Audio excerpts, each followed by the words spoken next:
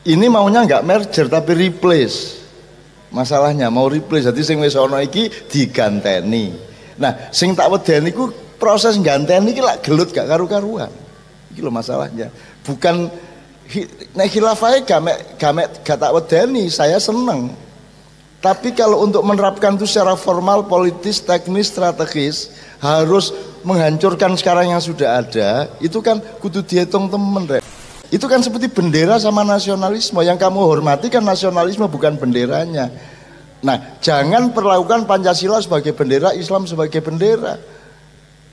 Tapi lihat substansinya. Kalau lihat substansinya, Pancasila tidak mungkin ada tanpa informasi dari Islam. Karena tidak ada informasi mengenai Allah itu Maha Esa kecuali dari Al-Quran. Aku kian dua kritik berat kepada NKRI, tapi tidak pernah saya paksakan. Salah NKRI ini salah sejak lahirnya. Wah, aku agak teoriku, cuman aku gak kira memaksakan sesuatu. Saya dari Arek Kepanjen sini, Canun. Tadi bicara tentang faham khilafah dan faham nasionalisme. Kayaknya faham khilafah ini kok kayak menakutkan, kok kados medeni wonten nih kadosane. Sampai ada momen Cak Nun membahas tentang faham khilafah wonten nggih. Nah, yang jadi pertanyaan, apakah faham khilafah ini harus ditakuti? Apakah tidak bisa dikombinasi antara faham khilafah dengan faham nasionalisme? Kados ngonten Cak Nun. Kersane napa? Kadang kan wonten rencang-rencang nih yang mempunyai faham sangat amat syari ngono wonten sampai lali lek asline nggih tiyang Jawa ngoten lho. Sampai lali. Makanya kok saya dari tadi mendengar seolah-olah faham khilafah ini kok wah jadi momok gitu loh. Padahal saya sendiri menganggap biasa gitu. Enggak ada yang lebih, enggak ada yang wow gitu loh. Saya menganggap apa nggak bisa dikombin pemahaman ini gitu loh. Terima kasih. Oke, Assalamualaikum warahmatullahi wabarakatuh. Supaya langsung menjadi rangkaian berpikir, saya mohon izin untuk ngerespon ya, bukan jawab.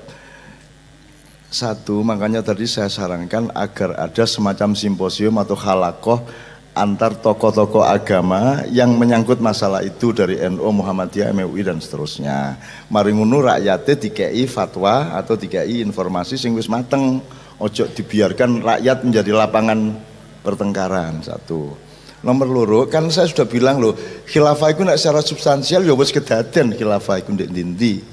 Kabeh alam, kabeh kewan itu ya khalifah. Kita meskipun khilafahnya kewan beda dengan manusia. Kalau kita itu dengan sadar kita dijadikan khalifah dan kita bekerja sebagai khalifah. Dan itu untuk semua manusia. Dan salah satu idenya adalah bikin negara khilafah Islam. Tapi itu salah satu ide, tidak ada nas yang benar-benar menyarankan secara eksplisit seperti itu. Dua ya. Nomor tiga, ini kalau Anda ngomong tadi apa ya, combine, ya, merger, apa meneh. Ini maunya nggak merger tapi replace. Masalahnya mau replace, jadi sing wis ana iki diganteni.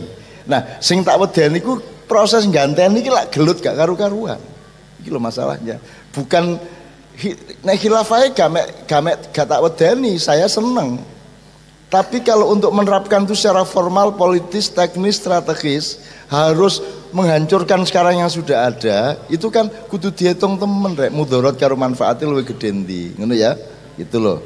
Jadi alhamdulillah Anda menanyakan itu dan mudah-mudahan Anda menjadi bagian dari yang ikut menyelamatkan kita semua, ya. Ngono iki. Wes, masih ada satu lagi. Oke, satu lagi terakhir ya, setelah itu lagu.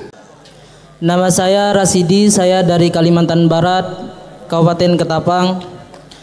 Yang saya tanyakan di sini tentang kebenaran tadi, bahwa kebenaran itu ada yang lebih tinggi dari kebenaran, yaitu indah. Yang saya tanyakan di sini, bagaimana cara kita menilai diri kita itu bahwa paham yang kita anut saat ini adalah benar. Tidak menutup kemungkinan bahwa aliran yang mereka miliki seperti paham-paham yang menganut paham yang ingin mendirikan negara khilafah itu juga tidak menutup kemungkinan itu benar seperti itu. Nah, mungkin itu saja dari saya, Cak Non. Benar atau Anda pasti benar. Semua berdialektika, bermusyawarah. Jadi tidak ada kebenaran mutlak pada setiap orang atau pada setiap kelompok. Jadi semuanya mungkin benar, mungkin salah. Yang kita cemaskan adalah simulasi ketika sebuah kebenaran dipaksakan sehingga berbenturan dengan kebenaran yang sudah ada. Terus kita khawatir benturannya ini sebenarnya. Gitu deh. Karena itu kan harus disimulasi. Misalnya ngene, sapa sing arek wedok ayu di Jakarta sing wis duwe bojo misalnya. Oh ya, enggak, saya tanya, misalnya siapa wanita yang sekarang cantik yang paling terkenal di Jakarta? Arsanti sudah punya suami belum? Sudah, oke. Anda ingin sekali memperistri Arsanti, misalnya gitu ya. Boleh enggak? Secara murni boleh kan? Hak kita toh. Tapi kalau kita simulasi lah, kalau kamu terapkan bener, bacoan lah karo bojo. Itu loh maksudnya. Jadi Anda simulasi, Mas. Faltandur nafsu ma qaddamat ligot. Jadi kalau kamu punya ide, itu kamu bayangkan terapannya bagaimana, akibatnya apa, lingkungan masalahnya apa, kompleks problemnya apa saja, itu kita bayangkan. Nah, yang kita antisipasi adalah hasil simulasi itu tadi. Gitu loh, Dek. Apalagi khilafah itu sebenarnya tidak bertentangan dengan Pancasila menurut saya. Apanya yang salah dari Pancasila? Yaitu salah satu terjemahan Islam di dalam cara berpikir Indonesia. Yaitu Islam itu ya Pancasila itu. Ya, semua di Pancasila itu ada di dalam Islam dan memang itu syaratnya Islam. Itu kan seperti bendera sama nasionalisme. Yang kamu hormati kan nasionalisme, bukan benderanya. Nah, jangan perlakukan Pancasila sebagai bendera, Islam sebagai bendera. Tapi lihat substansinya. Kalau lihat substansinya, Pancasila tidak mungkin ada tanpa informasi dari Islam, karena tidak ada informasi mengenai Allah itu Maha Esa kecuali dari Al-Quran. Tapi jangan terus bilang berarti dasar negara kita Quran. Ya ojo ngono ta. Ngono ya ngono, tapi ojo ngono. Kita harus empan papan. Gitu loh. Kita itu cantik atau ganteng terus kita jalan sama orang jelek, kan enggak usah ditunjuk-tunjukkan bahwa kita cantik jalan sama orang jelek. Mbok jangan menikmati kesalahan orang, jangan menikmati orang itu lebih bodoh atau lebih jelek dari kita. Orang Islam ini kadang-kadang enggak punya kerendahan hati itu loh. Seperti Pak Zakir Naik itu bener, anjane bener, cuman gak tega nek aku nang wong liya ngomong ngono iku gak tega. Gitu loh.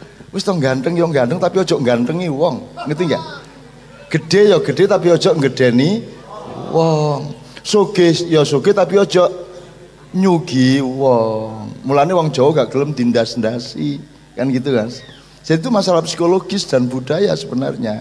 Itu Mas ya. Ini perlebaran. Jadi jawaban untuk Anda tadi sebenarnya sekali lagi itu simulasinya. Simulasi itu apa? Pembayangan gini loh. Kalau kamu mau jualan apa, kan nanti kamu bayangkan pasarnya siapa, yang beli siapa, kira-kira tahan berapa lama, kamu sehari bebeknya berapa yang kamu sembelih untuk kamu jual, cocoknya 50 apa 25 aja apa 75, akan menentukan usianya. Kalau kamu tidak punya simulasi itu, kamu akan tabrakan pada suatu hari, kan kamu tidak membayangkan. Nyetir saja kan pakai simulasi, Mas. Kalau kamu nyetir truk gandeng itu jangan pakai rasa dan tekniknya sepeda motor, karena dirimu adalah truk gandeng itu. Jadi nek kate menggok kudu ana haluan sing ombos sik. Nek motor gak zet ngene iki. Lah nek kon nyetir truk nganggo teori motor, tabrakan kon, nabrak-nabrak uang gitu loh Mas, maksud saya. Jadi tidak ada yang menakutkan dari khilafah, bahkan hidup adalah khilafah. Saya ingin menyatakan hidup, saya setuju khilafah. Yang tidak saya setujui adalah itu dijadikan sesuatu yang memaksa keadaan yang sekarang harus dirubah. Kan gak iso dari nol, Mas. Iku berarti tuku mobil nyari iki ana mobil iki rek ayo didandani nggar titik ceke rahmatan lil alamin. Nek ngono iku jenenge duduk bengkel motor. Kita butuh bengkel, nek ngono jenenge showroom. Nek showroom berarti tuku mobil nyar. Kene iki mek tukang tambal ban, Mas. Duduk wong dodol ban. Ngerti ya, Mas ya? Nek dodol ban wis gak peduli bocor-bocor wong kari tuku sing nyar. Nah iki lak karepe nawani sing nyar. Padahal yang kita bisa lakukan sekarang itu nambal ban. Jadi kita kayak aku mek tukang tambal ban. Bukan saya menawari ban baru. Upama aku duwe ide ban baru tidak akan saya paksakan. Aku ki yang duwe kritik berat kepada NKRI. Tapi tidak pernah saya paksakan. Salah NKRI ini salah sejak lahirnya. Wah, aku akeh teoriku, cuman aku gak kira memaksakan sesuatu.